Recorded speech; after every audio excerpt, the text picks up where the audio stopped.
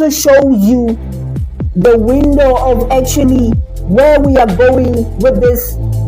data, because this data is not just data, it is also called data equity.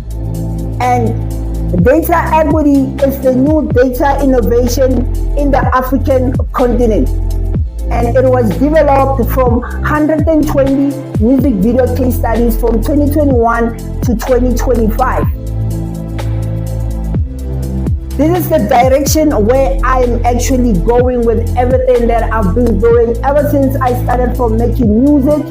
to shooting music videos